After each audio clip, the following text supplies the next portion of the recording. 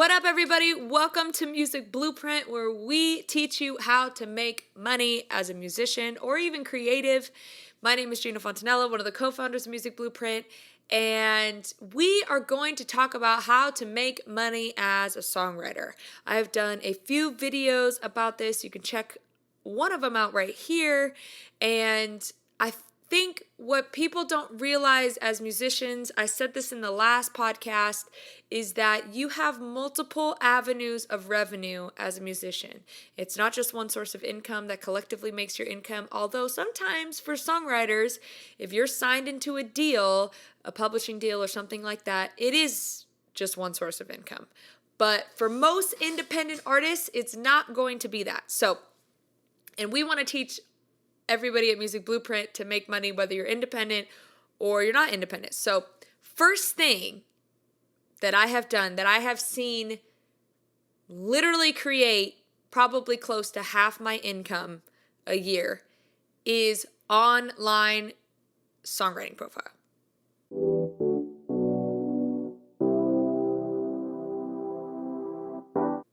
I don't even know how to say other than the fact that it literally creates half my income a year. Easy. And what's great about it most of the times is the times that I think, this month might be a little short, the online profile always comes through and saves the day. I'm going to put these up. Always comes through and saves the day. Every single time.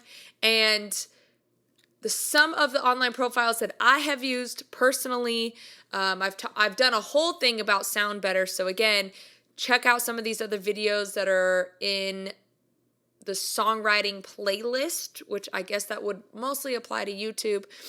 But I did a whole thing about Sound Better and how to set up a profile and why it works and how it works and all of that stuff. It is so great. I've been with the company now, 5 or 6 years. Since right when I got out of college, I signed up with them, and I have grown that profile now to just make money for me every single month. I probably get 1 or 2 a month. At least it seems like it over the summer. I've been making a lot. So it's definitely a great profile and one of the most established ones where all the bugs and kinks are kind of worked out. And they've now added a lot of other things to where you can sell your beats on there, or you can do a lot of other stuff other than getting hired to be a songwriter, a vocalist, a guitarist, or whatever instrument you play. So it's a great profile. Some of the other sites are like Nashville for Hire. I've used that one. I found out about that one when I was in Nashville. It's super great. A lot of times the clients that I get from there want to do like full-on album projects, which is great because that means I'm not just getting paid for one song, I'm getting paid for multiple songs. So that site always has the opportunity for me to create longer standing projects, which will pay me over the course of a year or two consistent money from just one client, which is great. Another couple ones that I found was Twine. I had never heard of Twine. I think it's twine.net. So, but if you can't find it, just type in Twine songwriting website and it'll pop right up. I just actually registered my stuff to that site because I had seen some articles about it. So it seems like another really popular one. And then on top of that, another one that seemed very popular as well was Air Gigs. So again, it seems like they're very similar in style. You sign up. It's like a dating profile, right? You sign up, you create a bio, you say, this is what I've done, and put your best creds in it, honestly. Like, if you've written a song with someone big, like, put it in there. And then people can just contact you. Always put, if the opportunity is to do this, always put contact for pricing. Don't put your prices, because a lot of times people won't contact you because your pricing says $1,000 per song or whatever, and they're like, that's way out of my budget. I don't want to contact them because I don't think they'll negotiate. And a lot of times certain situations are just different. And so when you say contact for pricing, a lot of times people will contact you and say, hey, what do you charge? Or, hey, this is my budget. Can you work with it? And then you can kind of go from there and say yes or no. So Makes things a lot easier, and it just starts open communication right from the beginning when you put contact for pricing. The other one I found was Songbay. And the great thing about Songbay, although it seems like every other songwriting website, but the great thing about them is they don't charge fees. With all of these websites, they charge fees. I think Soundbetter charges like 10%, Twine and AirGigs, 10%. So, every time you charge, like let's say you charge $400 for a top line, okay, well, $40 of that is bye-bye. And like that can add up over time. Like I think I've paid Soundbetter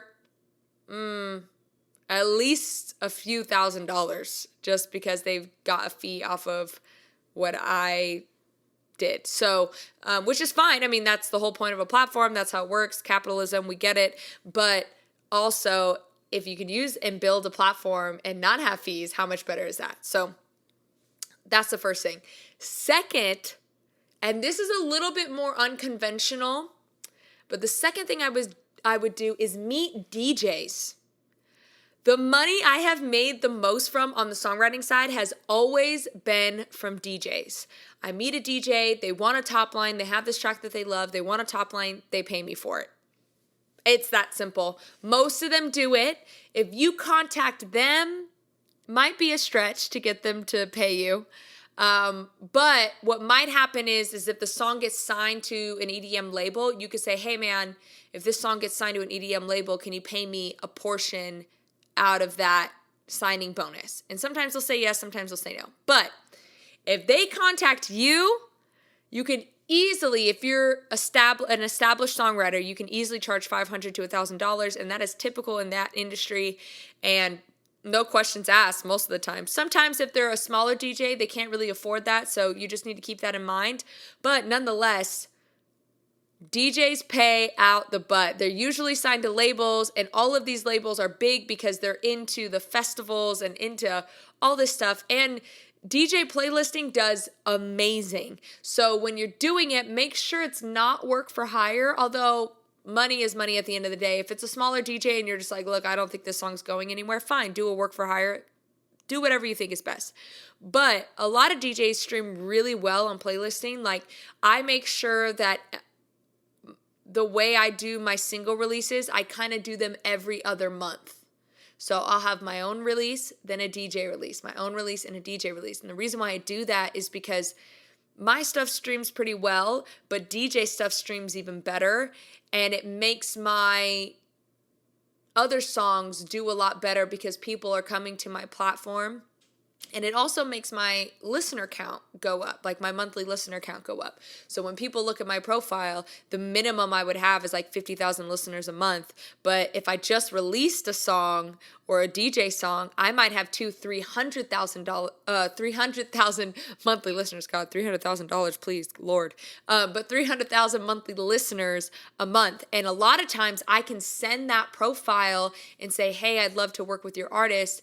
And then I'm able to do so because they see how many listeners I have a month, if that makes sense. So definitely hit up DJs. And the reason why I also say that don't always do a work for hire for them, because they stream so well, which means you would be making money off of the streaming. So even though it gets signed to a label, usually that label will take half of the master. They can't really take anything of publishing. They take half of the master. And that would then create you money, because again, if they're only taking half the master, that means only a quarter of the song is being taken and the other 75% is for you and the DJ. So be smart. If you think they're going to stream well, like if you look at their profile and they're already like every single song that they've released in the last 3 months has been hitting 5 million streams, it might be smarter for you not to take as much money up front so you get more of the master. But again, that's all about your negotiating skills. You just have to figure that out for yourself.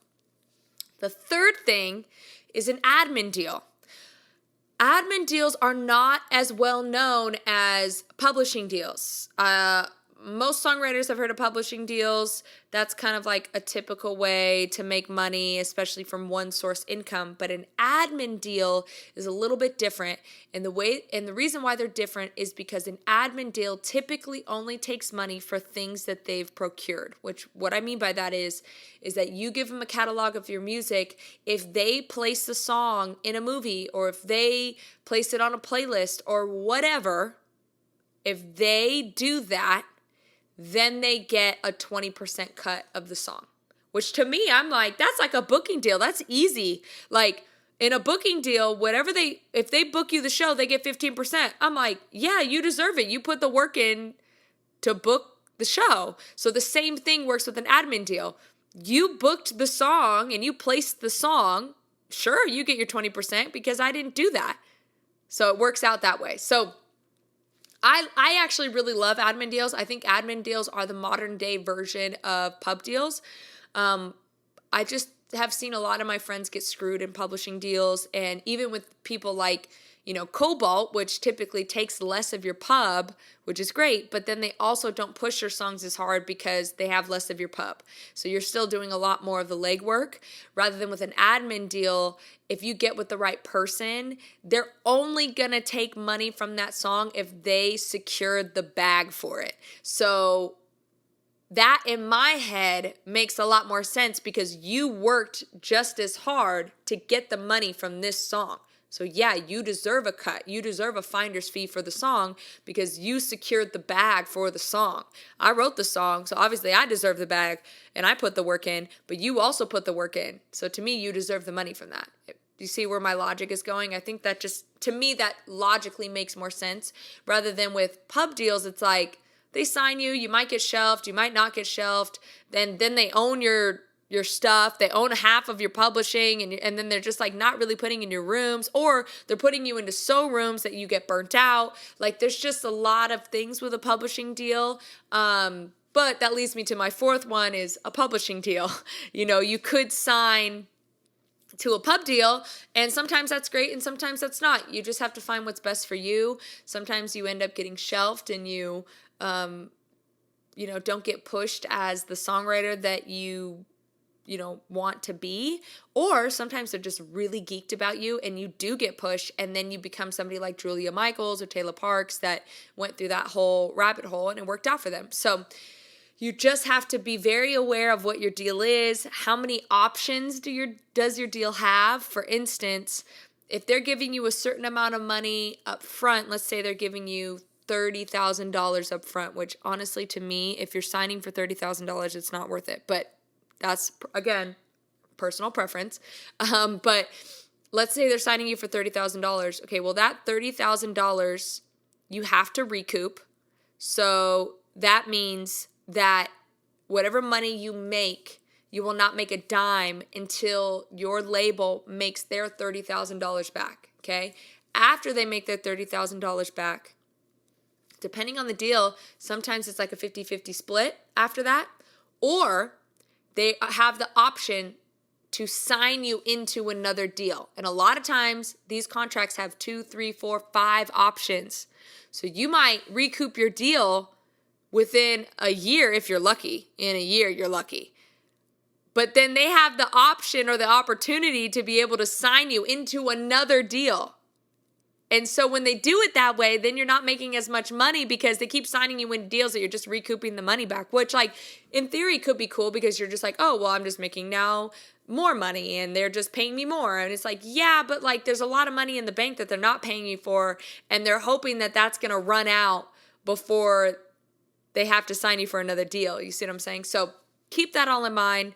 Also, like when you get a pub deal, some people just sign because they're just needing money so bad, and I just get a job at Starbucks or something, because that's just not the reason you should be signing. If the reason you are signing is because you're desperate for money, that is not the reason you should be signing. The reason you should be signing a pub deal is because opportunity-wise, they are giving you something that you cannot create on your own, and they will be creating you more money in the long term than you would on your own in the short and long term. You see what I'm saying? It's a business opportunity. You have to always think long term. The people that short term are not in the industry anymore is because they get so burnt out and so jaded about the industry because they get screwed over so much.